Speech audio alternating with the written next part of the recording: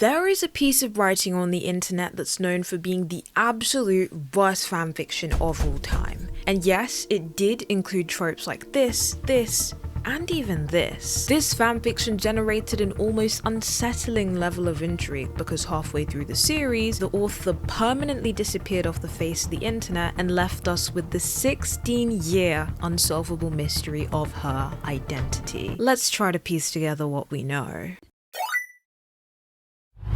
Today's story starts on fanfiction.net, Wattpad's predecessor. On March the 6th of 2006, a Harry Potter fanfiction simply titled My Immortal was uploaded by the user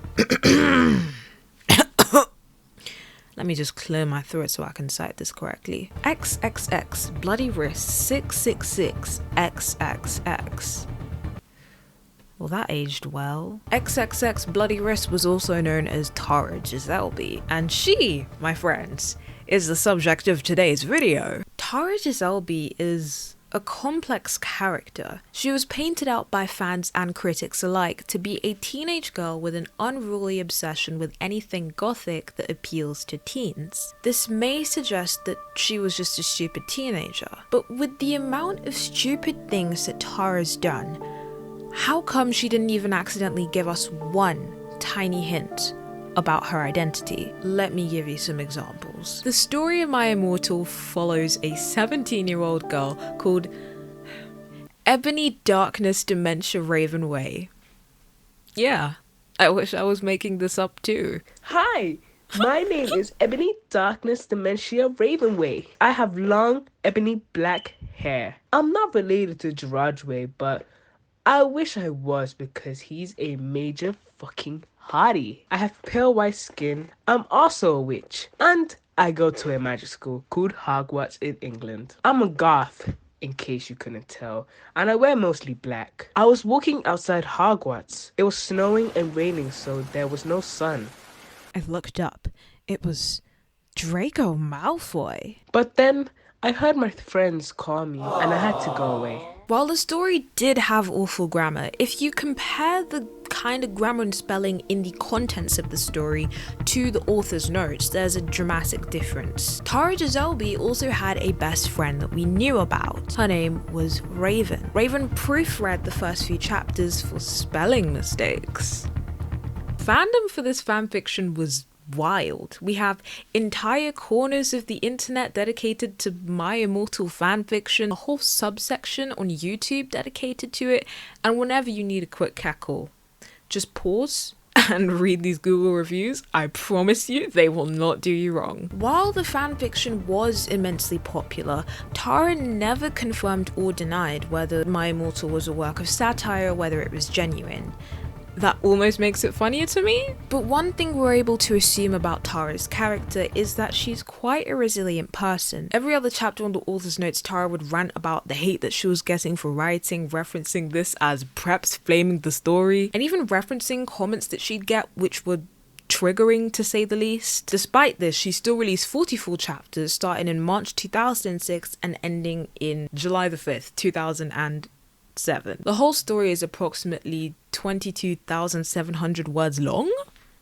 That's novella length. Going back into triggering territory, which don't worry, I'm definitely not going in depth on this. My Immortal romanticized the hell out of this, and something else which you can probably insinuate from someone picking out the username Bloody Wrists. This brings up the concern that possibly My Immortal was written by a teenager that struggled with these triggering topics that she wrote about and brought them up in the story as an unhealthy coping mechanism. But that also brings up the question, if My Immortal was a work of satire, was someone making fun of these triggering topics? That entire situation just makes this way more messed up than it needs to be. But what we do know is that in chapters 39 to 40, Tara's account was hacked. To this day, we aren't 100% sure whether Tara's account was genuinely hacked or whether it was just Tara messing with us. When we look at the language that the hacker used versus the language that Tara used, it's difficult to tell exactly just who wrote this. Feel free to pause and read, but the hacker's tone was far more condescending, slightly more mature and bullyish compared to Tara's style. When Tara somehow magically retrieved her account, she basically pretended that the hacking didn't occur, and she just continued to post. And it's like, what the hell, Tara? What was that about? By the way, my real life name is Tara, so I don't know, maybe I'm the reincarnation of Tara Gilesbie. I mean that theory works, because July of 2007, Tara stopped posting. September of 2007, I came into the world, so food for thought. Tara Gilesbie's spelling is the best piece of evidence we have for the belief that My Immortal is a work of satire. My Immortal will have some goddamn awful writing with simple words misspelled, and then out of nowhere she'll use archaic, weird, posh, obscure vocabulary, like spelt correctly mind you, in the wrong context. For example, the line, "I have to tell you the perdition."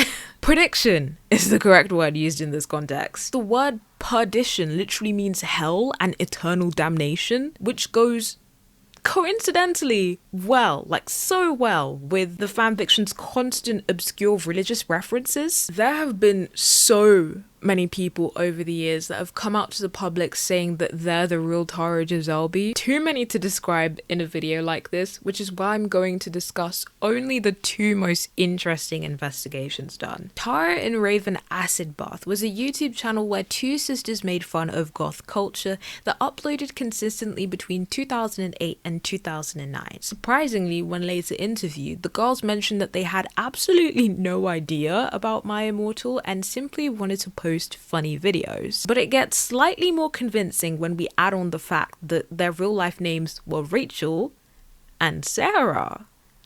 Raven, Rachel, Tara, Sarah.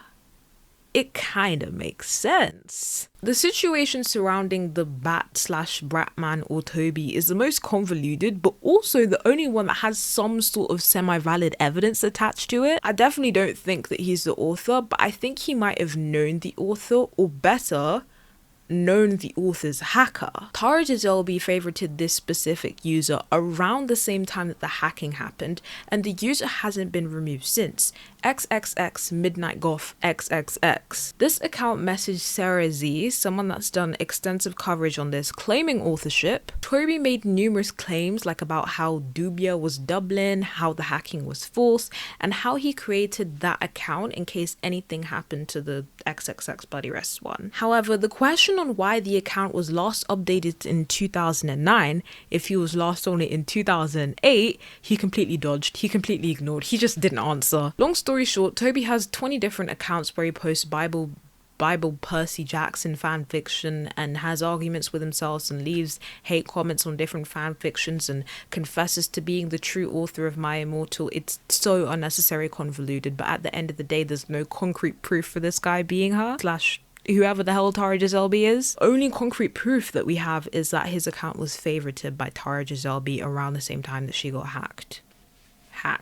And that's as close as we've managed to get. But how? Like, over the span of 1 year and 4 months, Tara never dropped us even a tiny little hint of her real identity. She must have been a lot smarter than we thought. I'd even go as far as to call her an anonymous mastermind. I don't know why, but Tara's disappearance was just one of the strangest internet disappearances to me. The fact that it came out of nowhere just almost makes it feel to me as if it was strategically planned. It almost reminds me of those memes where it's like, yeah man, catch you on Minecraft tomorrow, and then it's like status like last seen 10 years ago. That's what this is giving. Tara specifically left a note for us before she disappeared into thin air. She said, and I quote, "OMFG, I'm leaving Dubia pretty soon, can't wait. This will probably be the last chapter until I come back." To this day, we aren't 100% sure where Dubia is. Dubai is probably popping into your head.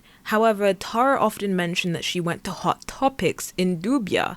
There are no Hot Topics in Dubai. However, Dubia is also Southern American pronunciation for the letter W. She could be referencing any other place in the world that begins with a W. But George W. Bush was also president at the time that she said this. Dubia was a term used to mock the then president. She could have been referencing the United States as a whole as Dubia and how she was leaving the States pretty soon.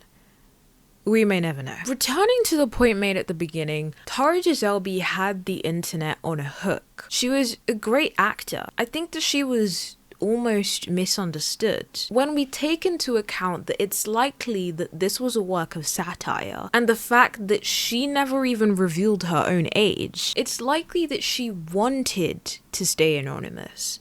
And oh boy, did she understand the assignment. A part of me still thinks that she's coming back. Like, one day she's just randomly gonna upload chapter 45 and just say some immigration issues kept her in dubia. She became a satirical mastermind that seemed to have nearly all of us fooled into thinking she was stupid. But if she really were, wouldn't we know her identity today? There is a good chance that you'll find this video interesting or entertaining too.